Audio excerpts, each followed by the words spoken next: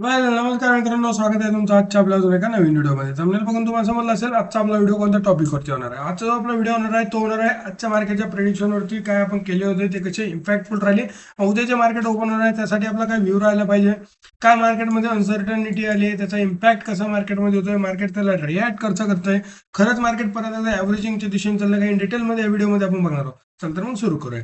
आता Indian market म्हणलं की सर्वात महत्त्वाचं आपलं बँक निफ्टी आहेच, पण त्याबरोबर बँक निफ्टी अनालाइज करण्यासाठी सर्वात महत्त्वाचं असतं आपलं ग्लोबल मार्केट म्हणलं की यूएस मार्केट.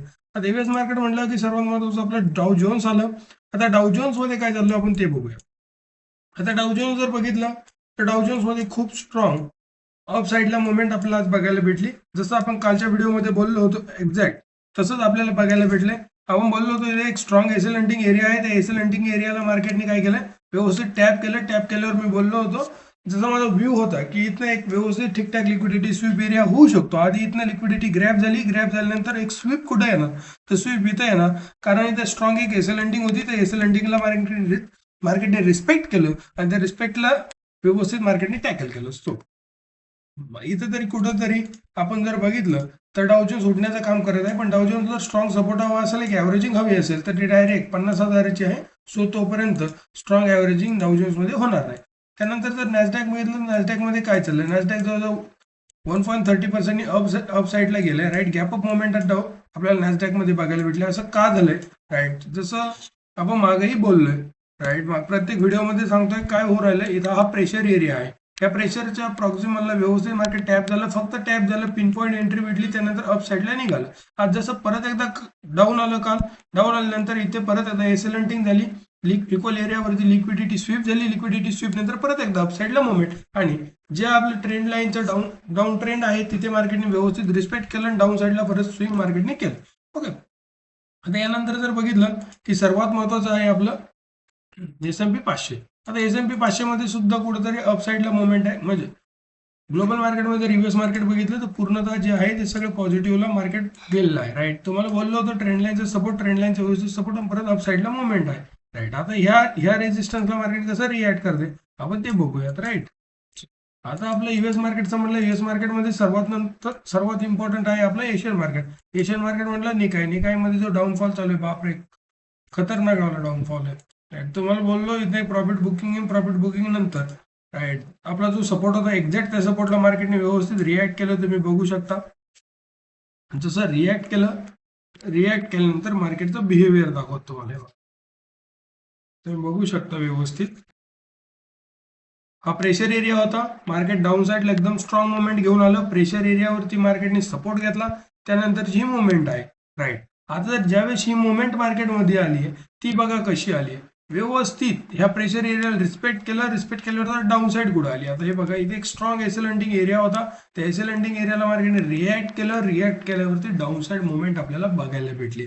राईट, सो असंच असतं मार्केटमध्ये की ज्यावेळेस पण तुमचा व्ह्यू एकदम परफेक्ट होतो, तुम्ही व्यवस्थित अनालिज करता, नोट्स काढता, त्यावेळेस तुमचा अजूनही मार्केटमध्ये तुमची ट्रेडिंग व्यवस्थित होते आणि तुमचा मार्केटबद्दल जो ऍस्पेक्ट आहे तो कुठेतरी बदललेला असतो. राईट, त्यानंतर हँगसेन बघितलं त्यामध्ये तेच आहे. राईट, पण आज जर बघितलं तुम्ही कंपोजिट जर बघितलं तर कुठं ठीकठाक कन्सल्टेट पॉझिटिव्ह आहे. राईट, एफटीएससी बघितलं तर 0.70% एकदम स्ट्रॉंग पॉझिटिव्ह मुवमेंट आहे.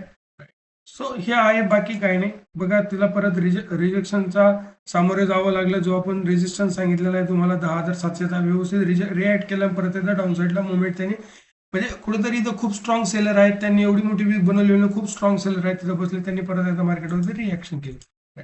आता त्यानंतर सर्वात महत्वाचं आहे आपलं इंडियन मार्केट. आता इंडियन मार्केट म्हणलं की बाबा बँक निफ्टीमध्ये काय चालू, मी ओरडू प्रत्येक व्हिडिओमध्ये सांगतो मार्केटमध्ये ॲव्हरेजिंग नाही बाबा, ॲव्हरेजिंग नाही, तुम्ही होल्डिंगला सीईला बसू नका, कारण माझा व्ह्यू तसा बनत आहे.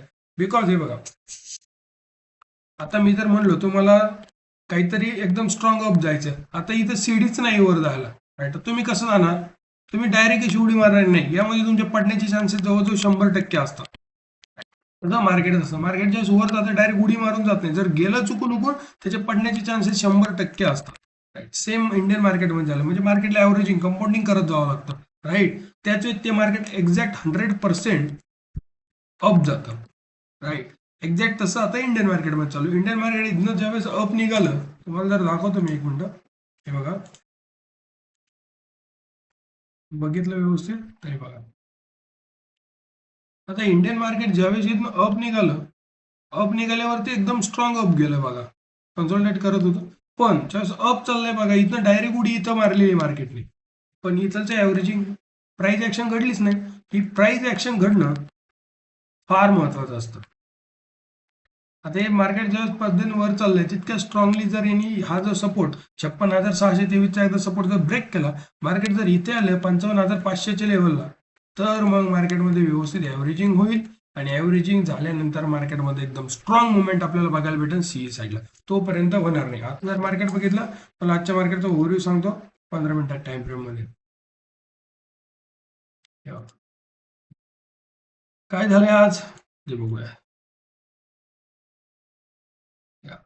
आज मार्केट ओपन झालं एकदम एकदम म्हणजे फ्लॅट ओपनिंग झाली. राईट, ओपनिंग जशी फ्लॅट झाली, आता हे बघा, जशी ओपनिंग फ्लॅट झाली इथून मार्केटने डाऊन साईडला खाली ढकललं. आता हे बघा, आता जो सपोर्ट होता तो आता रेजिस्टन्सचं काम करणार. राईट, जसं खाली आलं परत अप साईडला, आता याने रिॲक्ट केलं डाऊन साईड मुवमेंट. आता डाऊन साईड ज्यावेळेस मुवमेंट आली, म्हणजे कालच्या जे दिवसाचा लो होता त्याला मार्केटने पहिलं ब्रेक केलं. त्या लोला मार्केटने ब्रेक केलं. ब्रेक केल्यावरती परत अप साईडला उठण्याचं काम तर केलंय मार्केटने, पण जो सपोर्टचं काम करत होता त्याला ब्रेक केल्यामुळे त्याने रेजिस्टन्सचं काम केलं, मार्केटला खालच्या साईडला ढकलून दिलं. सिम्पल आजचं लॉजिक आहे. राईट, पण जर आपण अजून खाली आलो तर सपोर्ट जर बघितला, हे बघा तुम्हाला सांगितलं मी, इथे एक एसएल हंटिंग एरिया आहे आपलं. त्या एसएल हंटिंगला व्यवस्थित मार्केट काय करते, रिस्पेक्ट करतात काय ते बघणं फार महत्वाचं होतं. जर गॅप अप परत एकदा मुवमेंट आली तर हा जो रेजिस्टन्स आहे इथलचा आपला 57,600चा, तो कसा रिॲक्ट करतो. परत एकदा इथं रिजेक्शन घेतलं तर मार्केट 55,000च्या दिशेने परत स्वार होतं काय हे बघणं फार महत्वाचं. जर तसं झालं तर मार्केटमध्ये खूप जास्त इन्व्हेस्टर हॅपी होतील आणि इन्व्हेस्टर परत एकदा मार्केटमध्ये चांगल्या पद्धतीने रिॲक्ट करतील. ओके, आता त्यानंतर सर्वात महत्वाचं आहे आपलं निफ्टी फिफ्टी. निफ्टी फिफ्टीमध्ये काय चाललंय जर तुम्ही बघितलं तर निफ्टी फिफ्टीमध्ये बघा एक्झॅक्ट तेच आहे. मी बोललो होतो हा जो सपोर्ट आहे याला जर एकदा ब्रेक केलं तर मार्केट त्याला रेजिस्टर म्हणून काम करेल. आणि बघू शकता तो सपोर्ट ब्रेक झाला. ब्रेक झाल्यावरती मार्केटने एक्झॅक्ट त्यालाच एकदम रेजिस्टन्स म्हणून काम केलंय. जर तुम्ही बघितलं असेल तर हे बघा, मार्केटने याला ब्रेक केलं. ब्रेक केल्यावरती परत जो सपोर्टचं काम करत होता त्यांनी कशाचं काम केलं, रेजिस्टन्सचं काम केलंय. म्हणजे परत एकदा खालच्या साईडला ढकलून देण्याचं काम केलं. आता इथे जे खेळ आहे मार्केट, ते काय खेळ आहे त्याच्या मागचा व्हाय बघूया. थोडं मागे दिसलंय तर ते आपलं, आता हा जो एरिया होता हा प्रेशरचा एरिया आहे.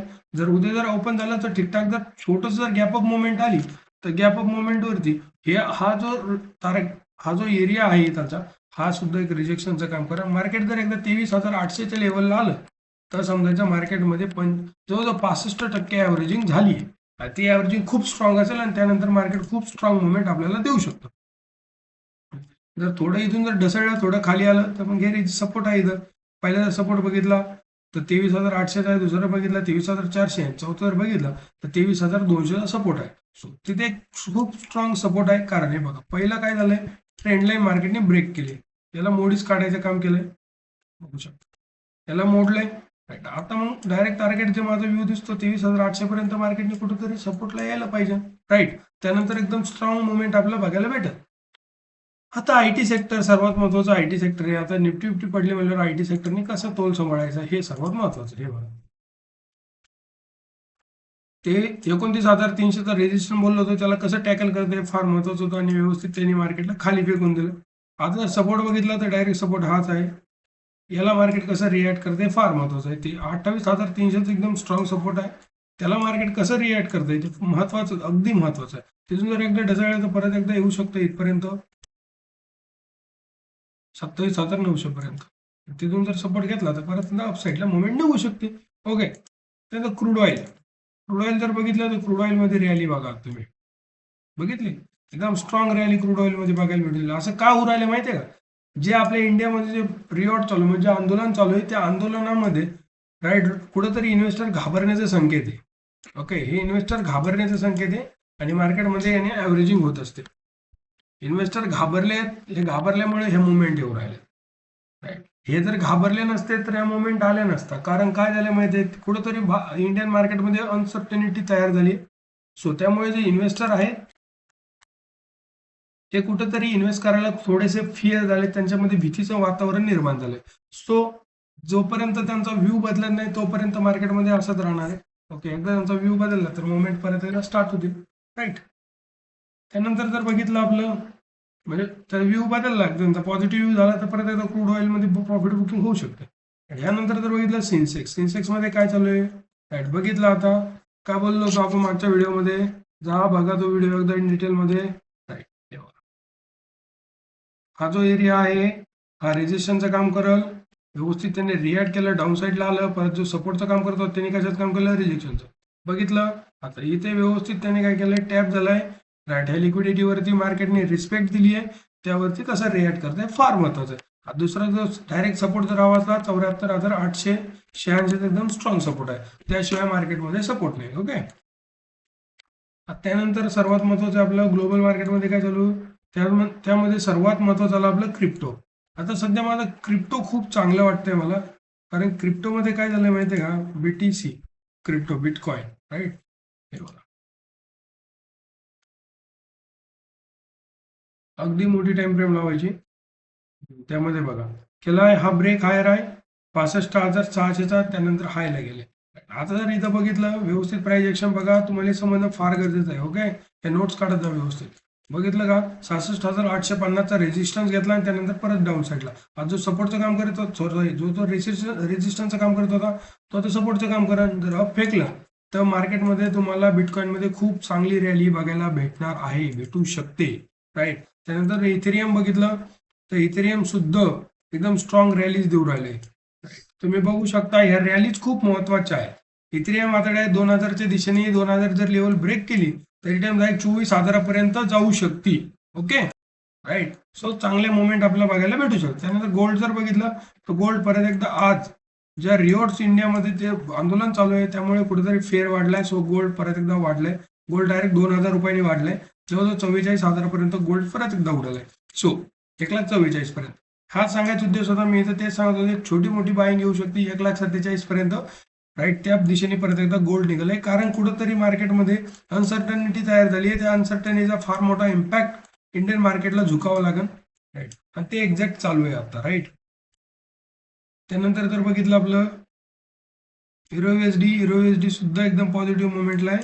बघू शकता 1.14चा एरिया जो आहे त्याला मार्केटने ब्रेक केला, व्यवस्थित त्याला रिस्पेक्ट केल्यानंतर तुम्ही बघू शकता इथून व्यवस्थित एकदा डाऊन साईड आपल्याला बघायला भेटली एसएल हंटिंग पासून, राईट. डाऊन साईड आली, परत सपोर्ट घ्यायचा, व्यवस्थित ॲव्हरेज आली. 1.15चा पहिला सब टार्गेट आहे आणि दुसरं टार्गेट खूप मोठं आहे 1.17चं, राईट.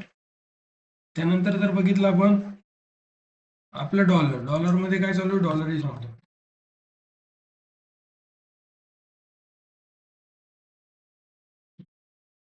डॉलर सुद्धा खूप चांगल्या मुवमेंट देऊ राहिले सध्या. जर बघितलं तुम्ही अपसाईडला गेलं, परत एकदा डाऊन साईडला फेकण्यात आलं, परत एकदा या बेस एरिया होता, लिक्विडिटी स्वीप एरिया होता, त्या लिक्विडिटी स्वीप एरिया प्लस पुढे प्राइस ऍक्शन होती, व्यवस्थित त्याला रिॲक्ट केलं, परत एकदा अपसाईडला निघाले. सो असंच असतं मार्केटमध्ये, जोपर्यंत तुमचा पूर्णतः मार्केटचा व्हाय क्लिअर होत नाही. जर आता इथून जर गोल्ड वाढलं तर व्यवस्थित, डॉलर जर वाढला तर खूप चांगल्या मुवमेंट. आणि सर्वात महत्वाचं आपलं इंडिया विक्स, त्यामध्ये कशा मुवमेंट आले ते बघा. इंडियन मार्केट जर बघितलं बघू शकता 13, म्हणजे मार्केटमध्ये अनसर्टनिटी वाढायला लागू राहिली. जर एकदा जर हे जर 16-17ला गेलं तर मार्केटमध्ये खूप जास्त झिगझॅग मुवमेंट येतात, राईट. आता ज्या मुवमेंट आहे त्या स्टेबल मुवमेंट आहे बऱ्यापैकी, पण जर एकदा 13, 14, 17च्या प्लस जर गेलं तर मार्केटमध्ये अशा मुवमेंट येतील, मार्केट अप डाऊन, राईट. त्यामध्ये ऑप्शन ट्रेडर खूप भारी पैसा कमवतात, राईट. त्यामध्ये खूप चांगला प्रॉफिट जो होतो तो फक्त ऑप्शन ट्रेडरला होतो, राईट. सो आय होप तुम्हाला हा व्हिडिओ आवडला असेल तर लाईक करा, शेअर करा आणि सबस्क्राईब नक्की करा. Thank you so much.